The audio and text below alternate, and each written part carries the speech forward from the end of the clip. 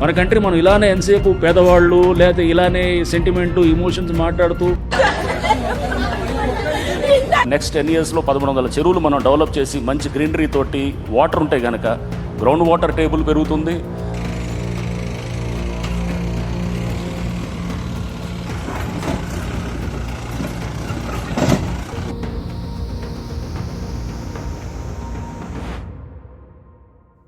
ఒక బుల్డోజర్ ముందుకు కదులుతుంది. కొన్ని నిమిషాల్లో కోట్ల విలువైన నిర్మాణం నేలమట్టం అవుతుంది. ఒకవైపు బాగా చేశారు, అక్రమ నిర్మాణాలు ఇలాగే తొలగించాలి అంటూ చప్పట్లు కొట్టేవాళ్ళు. మరోవైపు ఒక్కసారి మా మాటైనా వినండి, నోటీసు ఇవ్వకుండా ఇలా ఎలా కూల్చేస్తారు అంటూ ప్రశ్నించేవాళ్ళు. ఒకే కూల్చివేత, కానీ రెండు భిన్నమైన వాస్తవాలు. అక్కడే మొదలవుతుంది అసలు కథ. అదే హైడ్రా. కొందరికి ఇది హీరో అయితే మరికొందరికి ఇది విలన్.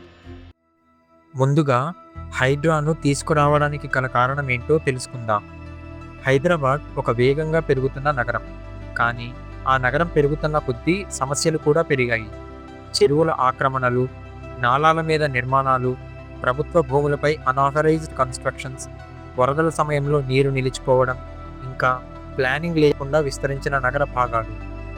ఈ పరిస్థితుల్లో 2024లో తెలంగాణ ప్రభుత్వం గవర్నమెంట్ ఆర్డర్ జీవో 99 ద్వారా హైడ్రాను ఏర్పాటు చేసింది. అఫీషియల్ జీవో ప్రకారం దీని పూర్తి పేరు Hyderabad disaster response and asset protection agency.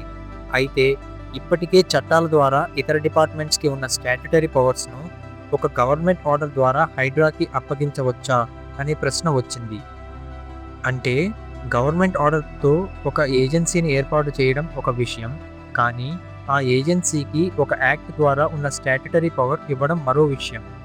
ఈ ప్రశ్నల నేపథ్యంలో 2024 అక్టోబర్లో ప్రభుత్వం జీహెచ్ఎంసీ యాక్ట్లో సెక్షన్ 374(b)ను చేర్చి పబ్లిక్ అసెట్స్ ప్రొటెక్షన్ కోసం హైడ్రాకి మరింత స్పష్టమైన స్టాట్యుటరీ ఫ్రేమ్వర్క్ కల్పించేలా చర్య తీసుకుంది.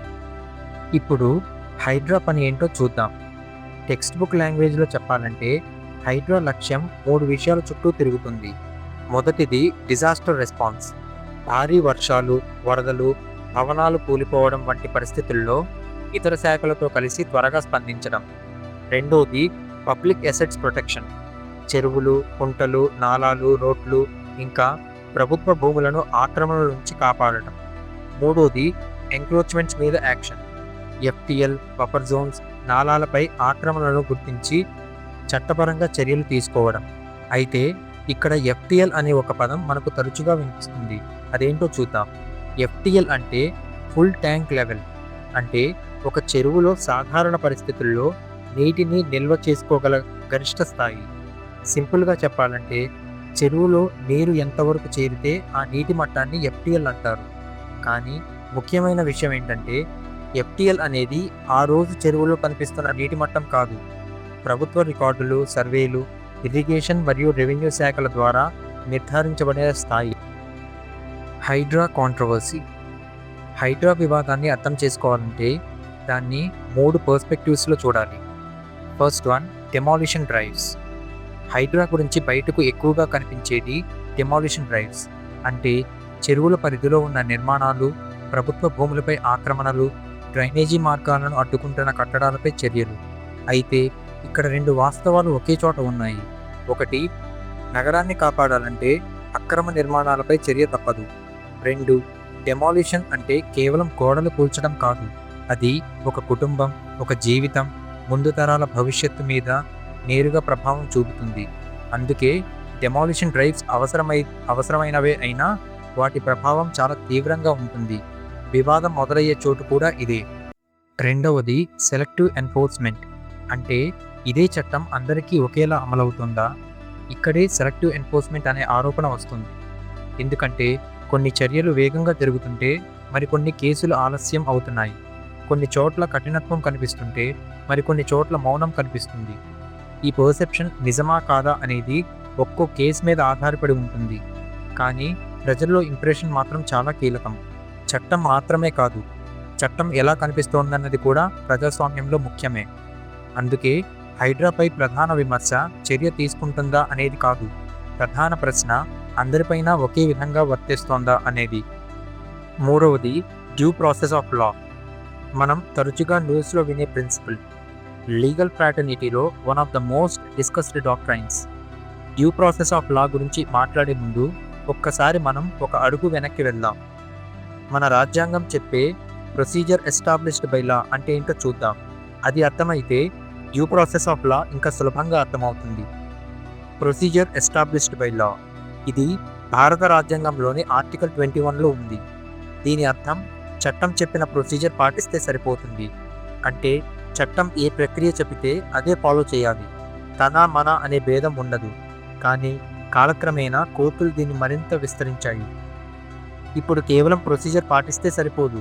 అది న్యాయంగా, రీజనబుల్గా, ఆర్బిట్రరీ కాకుండా ఉండాలి.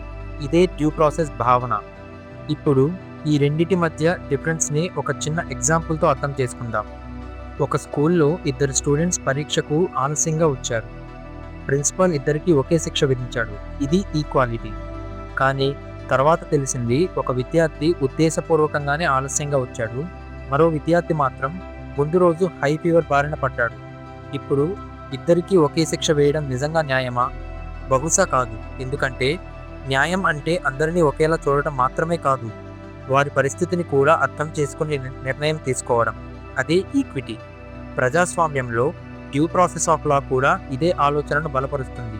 చర్య తీసుకునే ముందు వ్యక్తి పరిస్థితి ఏంటి, ఆధారాలు ఏంటి, అతని మాట ఏంటి, ఇవన్నీ తెలుసుకొని ఆ తర్వాతే నిర్ణయం తీసుకోవాలి. అంటే ముందుగా శిక్ష కాదు, ముందుగా న్యాయం. అదే డ్యూ ప్రాసెస్ ఆఫ్ లా. ఒక విధంగా అర్థం చేసుకోవాలంటే ప్రొసీజర్ ఎస్టాబ్లిష్డ్ బై లా అనేది అందరికీ ఒకే నియమం అనే ఆలోచనకు దగ్గరగా ఉంటుంది. డ్యూ ప్రాసెస్ ఆఫ్ లా మాత్రం ఒకే నియమం సరిపోదు, అది పరిస్థితులను కూడా కన్సిడర్ చేయాలి అనే ఆలోచనకు దగ్గరగా ఉంటుంది. అందుకే హైడ్రా కాంట్రవర్సీ చివరికి ఒకే ప్రశ్నకు వస్తుంది. అక్రమ నిర్మాణాలపై యాక్షన్ తీసుకోవడం తప్పు కాదు, కానీ అది చట్టం చెప్పిన విధానంలో మాత్రమే కాకుండా న్యాయమైన విధానంలో జరుగుతోందా? ఎందుకంటే పబ్లిక్ ఇంట్రెస్ట్ కోసం యాక్షన్ తీసుకోవచ్చు, కానీ వ్యక్తిగత హక్కులను ఇగ్నోర్ చేయలేం కదా.